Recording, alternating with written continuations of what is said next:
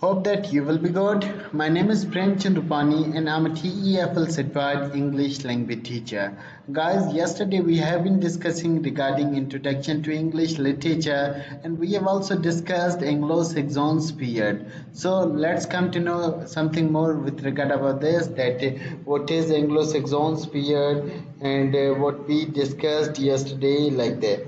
Afterwards, yesterday we have been discussing Anglo-Saxons period that Anglo-Saxons tribe is combination of three tribes, Angles, Jutes and Saxons. I've told you that Angles were the people who came from Peninsula Baltic Sea.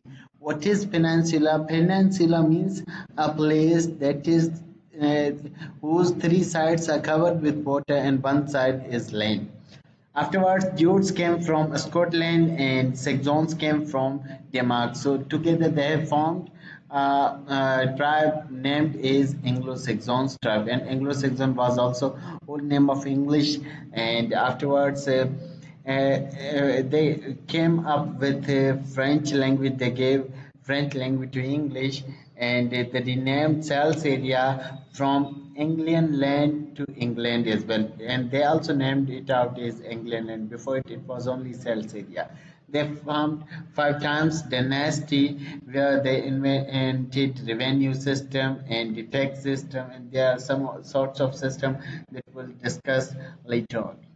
Afterwards, Anglo-Saxons literature, earlier phase of English literature, as we all know, it contains writings of puzzle and riddle anonymous. What is anonymous? Anonymous, pseudonymous means a poem or anything whose writer is unknown. Afterwards, explorator book riddles and the Bondra and different numbers of other things were published in this area. And as we all know, the most fabulous poem Wilf was also indicated in this time period, and it begins the take and traditional canon of English literature is the most fabulous work of old English literature, as we all know.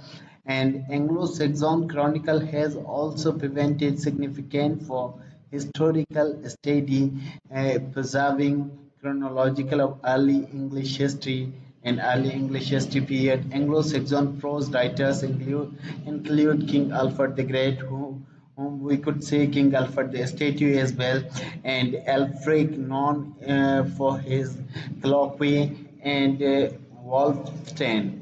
Important translation works of his period include Kera, Pastoralis, Belides, Historia, and different numbers of other works that are mentioned here.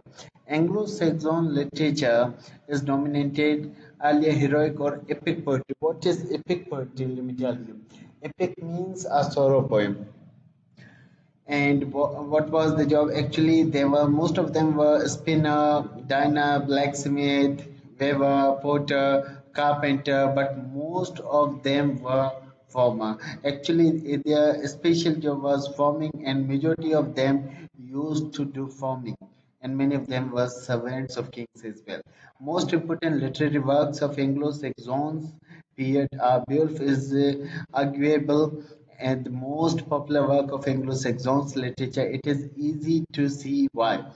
Written around 700 to 880, it was between 7 to 800. Okay. Afterwards, the poem focuses on heroic exploits of Beowulf, who comes to the aid of Dain by riding them monster bridle. Afterwards, there was some of other things I also mentioned, just like whom we could say father of English period in Anglo-Saxons territory.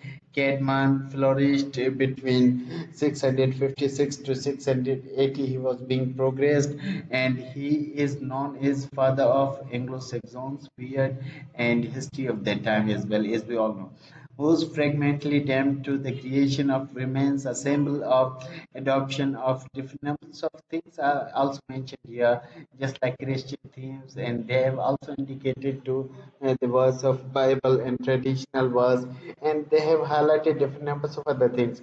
Afterwards, this is not enough. Actually, I could only record 5 minutes video, so therefore I'm here and I'm obliged. And I would like to tell you that if you are really willing to learn English literature with deep and especially Anglo-Saxons period, do subscribe my channel.